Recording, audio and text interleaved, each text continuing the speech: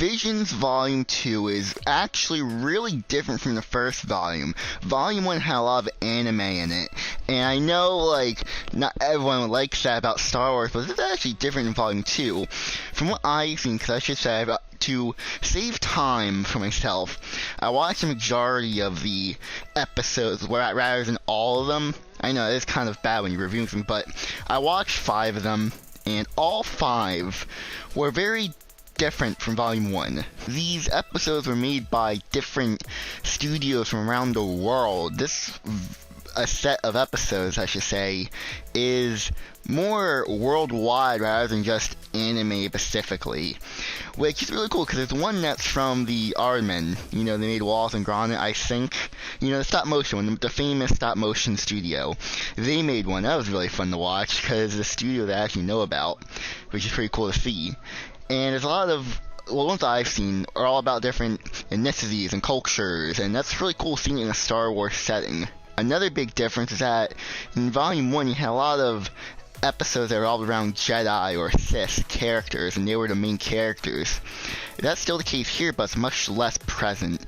You do have characters that are Jedi or Sith, but they're not the main characters. From what I've seen, they're barely appear in the episodes, or they're hiding their force powers. It's not really, not every episode has a lightsaber battle, which is okay to have, because instead we get really interesting and creative ideas that don't necessarily get like explored upon, because these things are only like 15 to 20 minutes long. They can't really explain everything of the world they set up, but these episodes are pretty cool. They're all very stylized, and they're not all of them are in 2D. I think most of them, from what I've seen from like the thumbnails, they're like in different animation styles. They aren't just in like 2D. Some of them are in 3D animation, and different styles of it. Like, it's such a cool experience to see. I think the first episode actually changes the ratio. It goes from like the black bars on top and bottom actually go away, and it's full screen, and that's actually great just experience. But is this better than Volume 1? Because anime is known for their very strong storytelling, and in Volume 1 I do like the fact that they had a lot of great storytelling told in a very short amount of time. This is kind of the case for some of them. Some of them do quickly get on with the story. Like with, I think the second one I watched, they quickly just get to the story, just skip over this kind of big thing of these children in a factory. They just skip over that. It doesn't matter. They just go out of the factory, whatever, go on their little quest.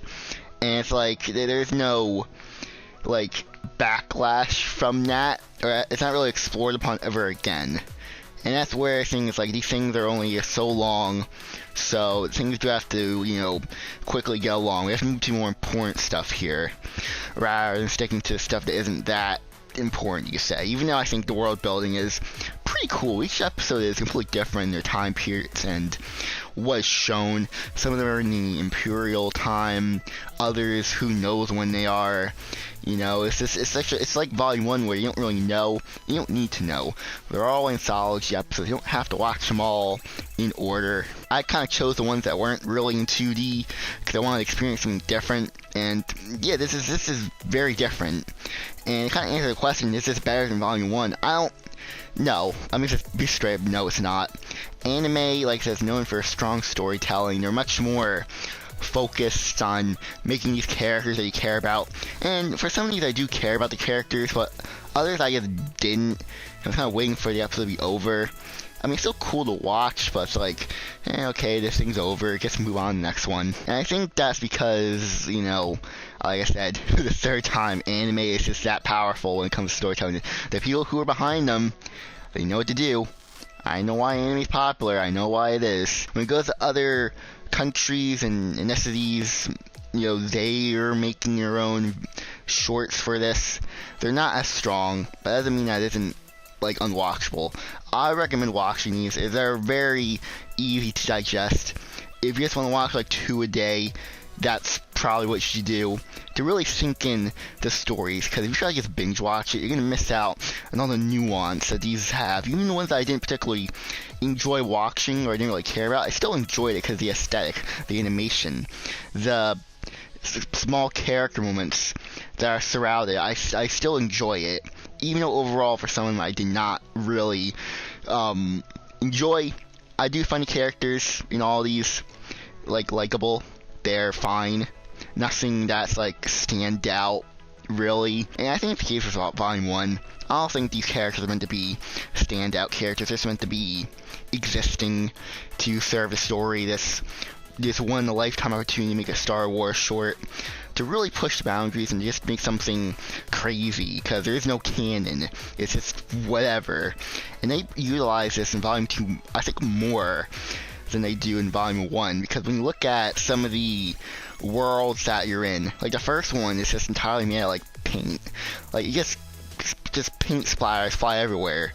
And it's like it makes no sense for that to happen, but it's just artistically stylized that way. It's just, it doesn't make sense, but it doesn't have to, because I'm not, my canon brain, my brain telling me it's just not working, or it's not in the canon, or it's not in the universe. It's turned off when I'm watching, so I don't care really. I'm just having fun watching these characters do some cool stuff sometimes. To wrap things up, you should definitely go watch this. Go watch Volume 1. You don't have to. All these episodes are anthology. You don't have to watch them in any order. You watch them in any order you want, I should say. There's no way to watch it, but if you want to start with Volume 2, go ahead. It's much more, you say, what's the word I'm looking for? More a casual experience rather than Volume 1, which is more, if you know anime, then you're gonna like it more. But with Volume 2, if you know the studios, like with the Artmen, you know, the stop motion one, then you should enjoy it. So, with that being said, where do I put this in my rankings then? Visions Volume 2 goes above the Clone Wars Micro Series Volume 1, but below Visions Volume 1. I put it here mainly because, like I said, I don't think it's better than the first one, but the stories are really good, and I can't put anything below it or above it, so I think right here is a perfect spot. Now, I don't know if Visions is done making shorts. They haven't said if this is a series finale of these. I don't know, so I'm leaving it right here. It says Volume 2. Do you agree or disagree with what I have to say? Because I know most people didn't like the first volume or didn't really care about it, and I have no idea how they're going to react to this one, because I've seen no reactions yet. So I'm kind of optimistic that people may like this one more than the first one, because it's not anime. I have no idea, but I'm gonna leave it up to the internet, and all I'm gonna say is hit the like button, subscribe, because I'm gonna go now, so goodbye everyone.